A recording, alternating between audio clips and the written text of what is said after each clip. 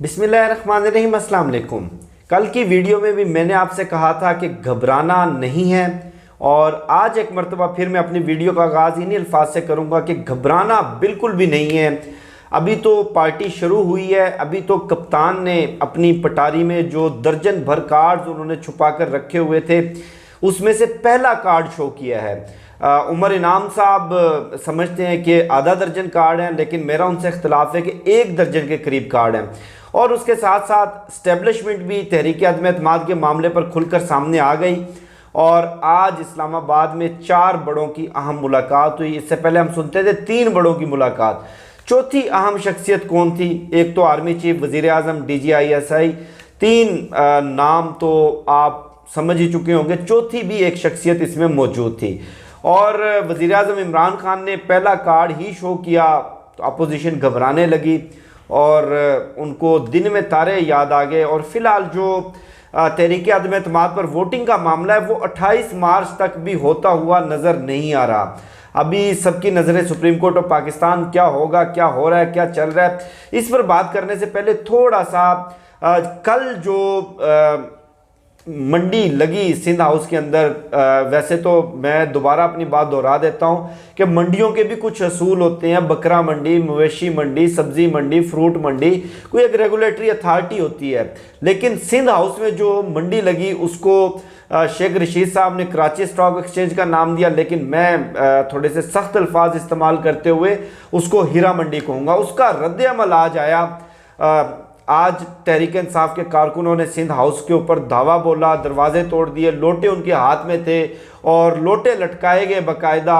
उसके अलावा फैसलाबाद में राजा रियाज के घर लोटे लेकर उनके इस्तकबाल के लिए कारकुन गए। और उसके अलावा भी जो जिन लोगों ने अपने ज़मीर बेचे, जिन लोगों ने अपने ज़मीर के सौदे किए, नोट पकड़े, उनको भी इसी तरह अवामी गैज़ो गज़ब का, अवामी रद्द अमल का सामना है। लेकिन बहरहाल मैं ज़ाती तौर पर समझता हूँ कि तहरीक इंसाफ की क़यादत को अभी फ़िलहाल अपने कारकुनों को कॉल देनी चाहिए कि अभी घबराने का वक्त नहीं आया, आप तहम्मुल रखें, आप अभी डायरेक्ट कन्फ्रंटेशन ना करें, क्योंकि डायरेक्ट कन्फ्रंटेशन का नतीजा पाकिस्तान के लिए, पाकिस्तान की मैशत के लिए, पाकिस्तान के इमेज के लिए और ख़ुद पार्टी के लिए बहरहाल बेहतर साबित नहीं होगा। आज वज़ीर आज़म इमरान खान ने बड़ा अहम इजलास बुलाया और जो पार्टी की 4 सूबों की क़यादत है वो भी वीडियो लिंक के ज़रिए उस इजलास में मौजूद थी। फैसला ये किया गया है कि एक सदारती रेफरेंस फाइल किया जाएगा सुप्रीम कोर्ट ऑफ पाकिस्तान में और सुप्रीम कोर्ट ऑफ पाकिस्तान से राय मांगी जाएगी, क्योंकि जो आइन का आर्टिकल 63A है फ्लोर क्रॉसिंग से मुतल्लक, वो अपोजिशन उसकी अपनी इंटरप्रिटेशन कर रही है, हुकूमत अपनी इंटरप्रिटेशन कर रही है। हुकूमत ये समझती है कि आइन का आर्टिकल 63 है, वाज़े है कि पार्टी चेयरमैन की इजाज़त के बगैर या पार्टी चेयरमैन के हुक्म के बरअक्स जो मेंबर कौमी असम्बली हैं, पार्टी के जो MNAs हैं, वो कहीं भी वोट कास्ट नहीं कर सकते, कोई भी ऐसा एक्ट नहीं कर सकते जो पार्टी पॉलिसी के ख़िलाफ़ हो, वो फ्लोर क्रॉसिंग के ज़ुमरे में आएगा। अपोजिशन ये समझती है कि जब तक जुर्म हुआ ही नहीं तो उसके ऊपर फ्लोर क्रॉसिंग का कानून कैसे लग सकता है। यानी कि जो लोटे, जब तक पैसे उन्होंने पकड़ लिए हैं, नोट उन्होंने पकड़ लिए हैं, टिकटें उन्होंने बाहर की बुक करवा ली हैं और आइंदा आम इंतखाबात की भी टिकटें उन्होंने बुक करवा ली हैं, लेकिन अपोजिशन की इंटरप्रिटेशन ये है कि जब तक वो वज़ीर आज़म इमरान खान के खिलाफ अदम एतमाद का वोट नहीं दे देते उनके ऊपर ये आर्टिकल नहीं लग सकता। तो एक तो ये चीज़ है। दूसरी, आर्टिकल 63A के अंदर वाजे नहीं है कि फ्लोर क्रॉसिंग के ऊपर ताहयात नाअहली होगी या कुछ अरसे के लिए नाअहली होगी, लेकिन सुप्रीम कोर्ट ऑफ पाकिस्तान का एक फ़ैसला है 2018 का, गालबन 5 रुकनी बेंच का, कि जहाँ आइन के अंदर मेंशन नहीं की गई नाअहली की मुद्दत, तो उससे मुराद ताहयात नाअहली ही होगी।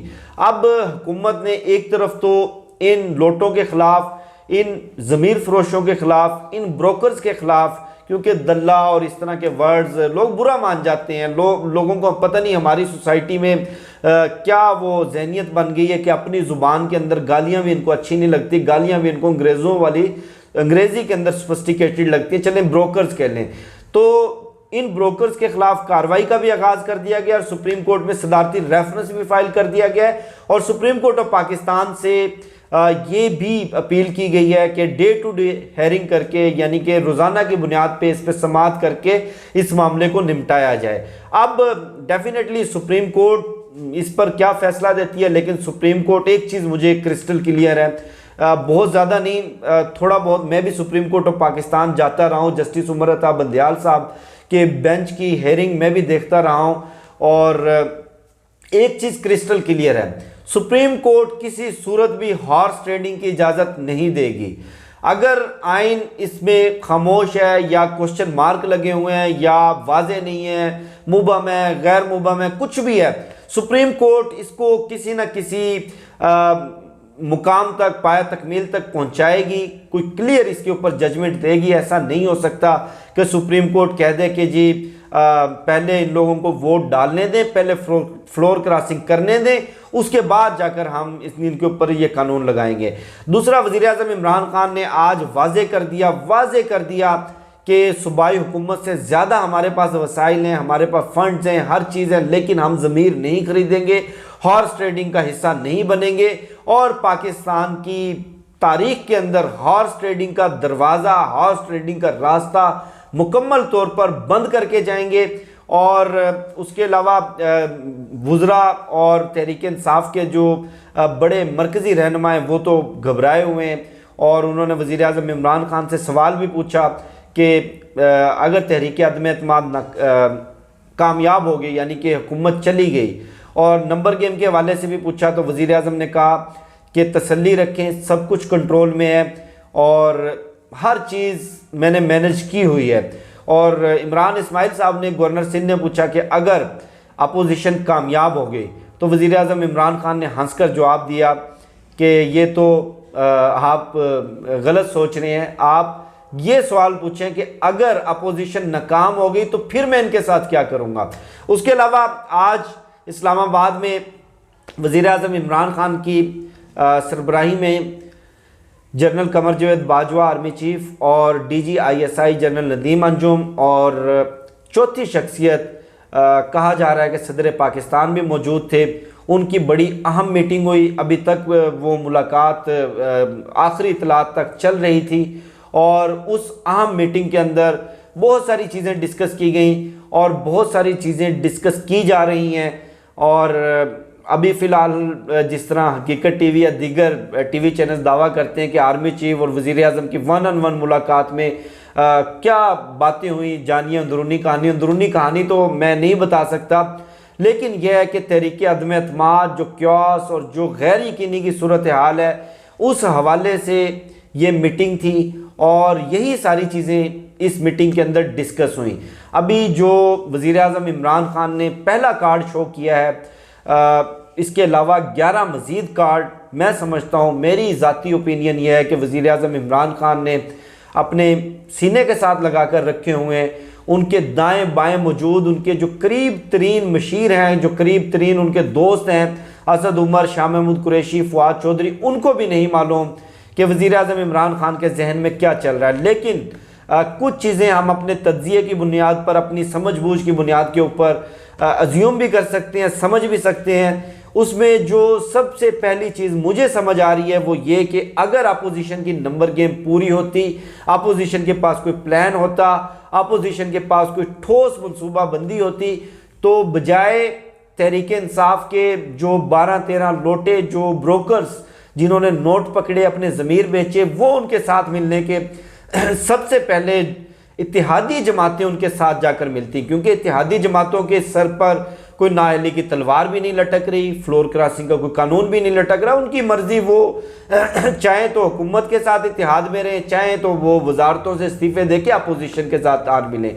दूसरी चीज़ जो मुझे समझ आ रही है वो ये कि अगर तहरीक अदम एतमाद कामयाब हो भी जाती है, इमरान खान की हुकूमत चली भी जाती है, तो क्या शहबाज शरीफ वज़ीर आज़म बनेंगे? क्या मौलाना फजलुर रहमान सदर पाकिस्तान बनेंगे? क्या इमरान खान इनको बनने देगा?